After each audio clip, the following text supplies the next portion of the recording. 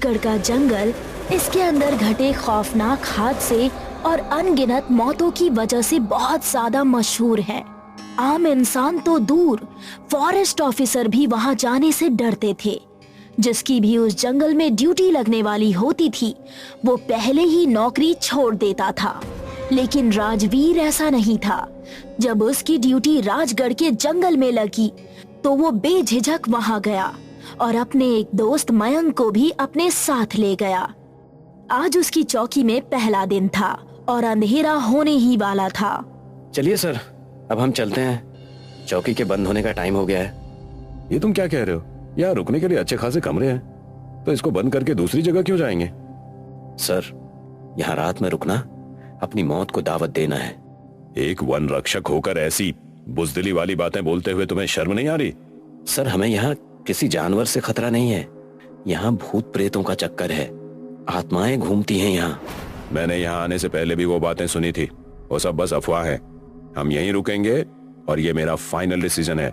अगर आपका ऑर्डर है तो मैं यहाँ रुक जाता हूँ, लेकिन सर अगर मुझे जरा भी खतरा लगा तो मैं उसी टाइम यहाँ से भाग जाऊंगा, फिर चाहे आप मुझे नौकरी से ही क्यों ना निकलवा दें। राजवीर और करण एक कमरे में ठहर गए और मयंक दूसरे कमरे में ठहर गया। राजवीर को नींद नहीं आ रही थी। उसने वहीं लगी कबर्ड में से एक किताब निकाली और उसको खिड़की के पास बैठकर पढ़ने लगा। खिड़की से तरह तरह की आवाजें आ रही थी। राजवीर उन पर ध्यान न देते हुए पढ़ने में लगा हुआ था, लेकिन कुछ देर बाद उसके कानों में घुंघरुओं की छन छन की आवाज आने लगी। अरे करण, तुम्हें ये घुंघरुओं की आवाज सुनाई दी? लगता है बाहर कोई है। सर, आप इन आवाजों पर ध्यान मत दीजिए, रात में ऐसी आवाजें आती रहती हैं। राजवीर खिड़की से बाहर देखने लगा। उसको नजर आया कि कच्चे रास्ते पर एक लड़की चली जा रही है। बाहर कोई लड़की है। करण चलो, जरा देखते हैं कौन है। सर, इस जंगल में इतनी रात में भला कोई लड़की क्या करने आएगी? वो कोई आत्मा वात्मा भी हो सकती है। मैंने कहा ना, कोई आत्मा वात्मा नहीं होती। चलो जल्दी से उठो। करण ना चाहते हुए भी उठकर उसके साथ हो लिया। करण ने राजवीर से कहा कि उसको कोई आवाज नहीं आ रही, लेकिन राजवीर को लगा कि करण डर की वजह से ऐसा कह रहा है और वो बिना रुके उस आवाज का पीछा करता रहा। उसी आवाज का पीछा करते करते अब वो एक जगह पहुंचे। वहां उनको एक ढलान नजर आया और नीचे जाकर वो ढलान एक तालाब पर जाकर खत्म हो रहा था। उसी तालाब के पास राजवीर को फिर से वो लड़की नजर आई। देखो, वो रही। राजवीर ने अचानक से पैर आगे बढ़ा दिया। वहां की मिट्टी काफी गीली थी और वहां झाड़ियां भी थी। उसका पैर जमीन में अटक गया। सर, मैं निकालता हूँ, आप हिलिएगा नहीं। करण ने उसका पैर निकालने की कोशिश की तो वहां की चिकनी मिट्टी पर फिर से करण का पैर फिसल गया और वो ढलान से लुढ़कता हुआ नीचे तालाब की तरफ गिरने लगा। करण लुढ़कता हुआ नीचे तालाब के पास पहुंच गया, लेकिन वहां भी काफी पेड़ और झाड़ियां थी, जिसके कारण राजवीर उसको देख नहीं सकता था। करण को काफी चोटें आई थी। वो खुद को संभालते हुए खड़ा हुआ।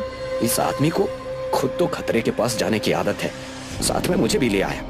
तभी करण को अपने ठीक पीछे किसी की मौजूदगी महसूस हुई। उसने देखा कि अचानक से हवा चलने लगी है और ठंड काफी ज्यादा बढ़ गई है। उसने डरते हुए अचानक से पीछे पलट कर देखा। एक लड़की नीला लहंगा पहने हुए ठीक उसके सामने खड़ी थी। उसका चेहरा दुपट्टे से ढका हुआ था। कौन हो तुम?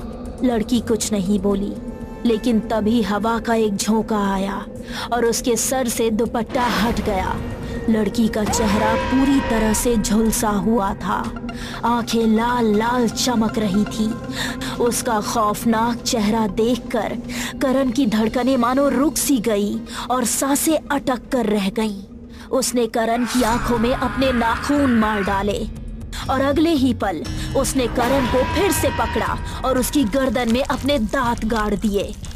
ये कहकर उसने अपने पंजे से कई बार उसके पेट पर वार किया, फिर जमीन पर बैठकर उसका सारा मांस खाने लगी। इस तरफ राजवीर भी अपने पैर को निकालने में कामयाब हो चुका था। वो ढलान से धीमे धीमे नीचे उतरने लगा और उसको तालाब की तरफ वही लड़की जाती हुई नजर आई। वो लड़की तालाब में एक कदम रख चुकी थी।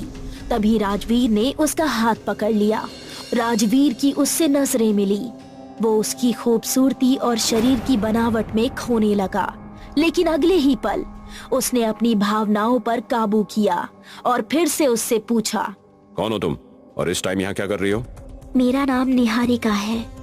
यहाँ तालाब पर मरने के इरादे से आई हूँ।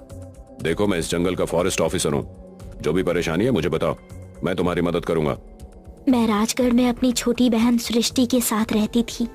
अभी कुछ दिनों पहले मेरी बहन न जाने कहाँ गायब हो गई। ठाकुर साहब के छोटे भाई का उसके साथ मिलना जुलना था। मैं उसको ढूंढते हुए वहां पहुंची तो उसने मुझे बुरा भला कहकर भगा दिया। तब से ठाकुर के आदमियों ने मेरा जीना दुश्वार कर रखा है। पूरे गांव में ये अफवाह फैला दी कि मेरी बहन किसी के साथ भाग गई है। उसके बाद गांव वालों ने भी मुझ पे गंदी नजर रखनी शुरू कर दी। अब ऐसे में मैं भला क्या कर सकती हूँ? आप चलिए मेरे साथ, मैं आपकी बहन को ढूंढने में आपकी मदद करूंगा। मेरे कहने पर पुलिस कार्यवाही जरूर करेगी। आप ये मरने का इरादा छोड़ दीजिए। उसकी बात सुनकर वो चुपचाप उसके साथ चल दी। जब राजवीर चौकी वापस पहुंचा तो मयंक दरवाजे पर खड़ा उसका इंतजार कर रहा था। राजवीर के साथ निहारिका को देखकर वो भी उसकी खूबसूरती में खो गया। तू बाहर क्या कर रहा है? कहाँ चला गया था तू? अरे ऑफिसर मैं हूँ, तो मैं तुझे क्यों परेशान करता? इसलिए तुझे सोता हुआ छोड़कर चला गया। ये कौन है? फिलहाल अंदर चलते हैं, बाद में बता दूंगा। कहकर वो तीनों अंदर गए। राजवीर ने निहारिका को एक कमरे में ठहरा दिया और फिर मयंक को उसके बारे में सब कुछ बता दिया। बहुत ही अजीब कहानी है इसकी। कहीं ये कोई चुड़ैल? यार अब तू भी शुरू मत हो जाना। अगर ये कोई चुड़ैल होती तो मैं जिंदा तेरे सामने नहीं खड़ा होता। लेकिन ये करण कहाँ है? वो भी अपने कमरे में नहीं है। वो बहुत ही डरा हुआ था। लगता है जैसा उसने कहा वैसा ही किया, भाग गया वो। आई थिंक अब तो सुबह ही आएगा। चल ठीक है, अब दोनों सो लेते हैं। और मेरे बाप, अब मुझे अकेला छोड़कर कहीं मत जाना। वो दोनों एक ही कमरे में जाकर सो गए। कुछ देर बाद उनको कई कुत्तों के एक साथ रोने की आवाज आने लगी। अरे यार, अब इन कुत्तों की भी नानी अभी ही मरनी थी क्या? मैं जाकर देखता हूँ। रुक, मैं भी आता हूँ। और दोनों रूम से बाहर निकले। उसकी नजर निहारिका के कमरे पर पड़ी, जिसका दरवाजा खुला हुआ था और वो उसमें मौजूद नहीं थी। दोनों बाहर निकले और वहाँ एक अजीब सी बदबू आ रही है। दोनों ने पास जाकर देखा तो उनके पैरों तले जमीन खिसक गई। वहाँ जमीन पर एक लाश कई चीथड़ों में पड़ी हुई थी। उसके कपड़ों से पता चल रहा था कि वो लाश करण की है। करण की लाश यहाँ पड़ी है, इतनी बुरी हालत में, और निहारिका यहाँ से गायब है। कहीं निहारिका सच में? तभी उसके कंधे पर पीछे से किसी ने हाथ रखा और उसके दिल की धड़कनें रुक गई। करण को मारने वाली भूतनी कौन थी? निहारिका की सच्चाई क्या है? और जिस इंसान ने अभी राजवीर के कंधे पर हाथ रखा है वो कौन है? जानने के लिए देखिए इस कहानी का अगला भाग जल्द ही।